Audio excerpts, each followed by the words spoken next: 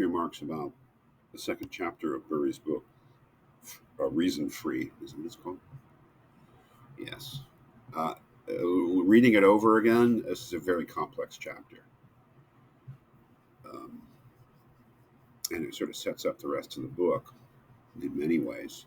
And in a certain way, it's just a kind of a intellectual history of Western thought from Burry's particular point of view, with a definite polemic end in mind, which is arguing for the freedom of thought, but really tracing how our current assumptions about the right to free speech or freedom of thought, what are they based on historically? How did they emerge?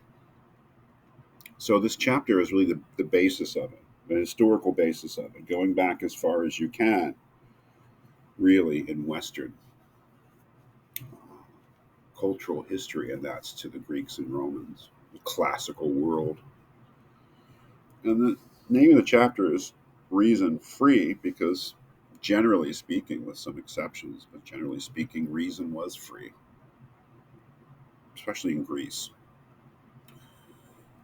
Um, he says here at the summing up at the end on page 50, if we review the history of classical antiquity as a whole, we may almost say that freedom of thought was like the air men breathed. It was taken for granted, and nobody thought about it. It is. For whatever reason, the culture, the thinking, the literature, the politics of Greek and to a lesser extent Roman civilization just took it for granted that reason was free, that people were free to say what they wanted, and that science and philosophy and other forms of inquiry were free to speculate and to take whatever line of reasoning and argument seemed true to them, particular author. But this is a complex story, and I would say two things about it. First of all, he mentions some particular cases of persecution for what people said and thought, and the most prominent being the case of Socrates, whom we know from the Meno. But Socrates, as an old man, was executed by the Athenians for what he taught, supposedly. Although he would say he never taught anything, he just asked people questions about what they knew. And he was killed. He was murdered by the state. There was a trial. That's the whole point. There was a trial, and Plato wrote a dialogue called the Apology, which is Socrates' defense speech.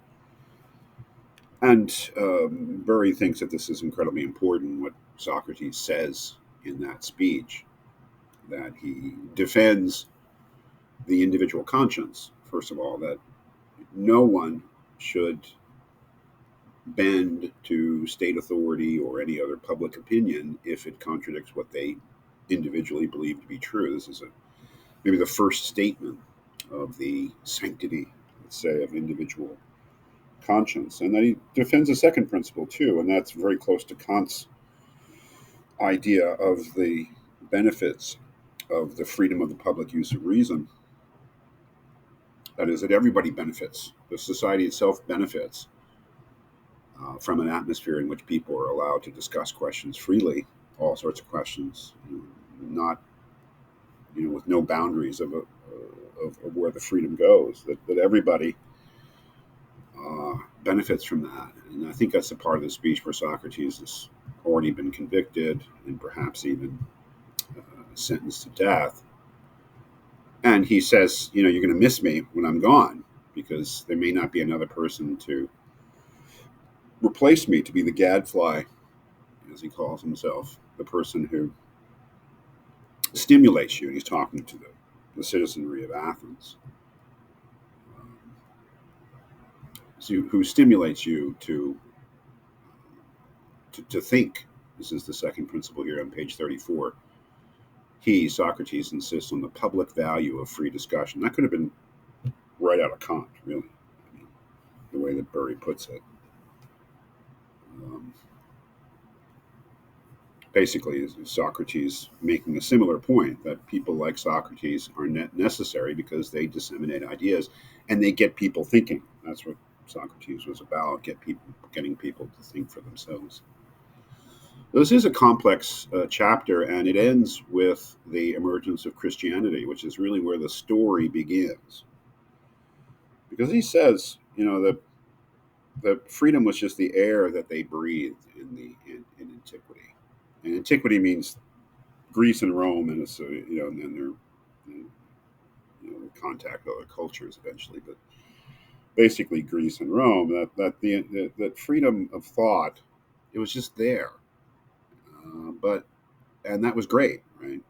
Burry is saying we still owe the Greeks and the Romans, to a lesser extent, a tremendous intellectual debt, because they're the ones who, you know, showed what reason could do if it were free, free but the question is free from what, and that's where Christianity comes in. Because the irony for Burry is that the emergence of Christianity in the Roman Empire as a persecuted religious sect, um, which we would certainly say was wrong to persecute that, although he has some interesting things to say about that persecution. But the irony is, of course, that Christianity eventually became the persecutor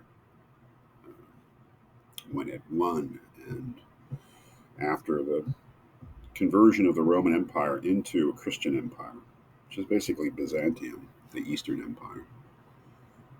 But also, in the rebuilding of Europe, or the emergence of Europe after the Dark Ages, Christianity was the persecutor now. It was the intolerance. It was the one that set the boundaries. So the irony is that it went from being a persecuted sect, religious sect, to the persecuting authority. And it's then that the whole question of freedom of thought really gets formulated, really formulated through history. Because as he says at the end here, it really wasn't the philosophical principles, or the principles of freedom of thought. They were never really formulated in any kind of systematic way, because they didn't have to be, because the air was just of freedom. It wasn't until there was a state or central authority, persecuting authority, that those things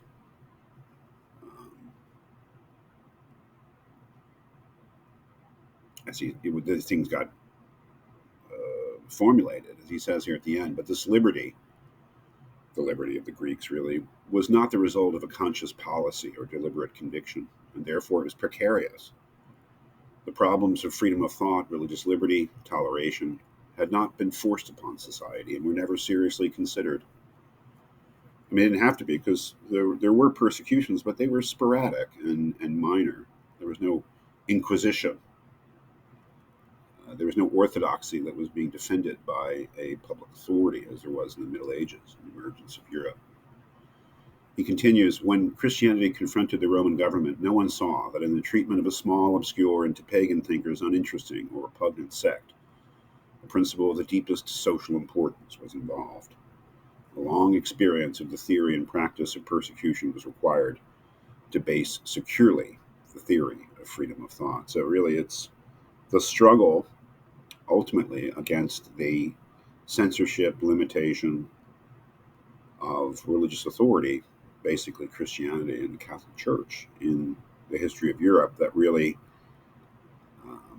necessitates a principled and systematic defense of the freedom of reason, something that was not required in the world of classical antiquity.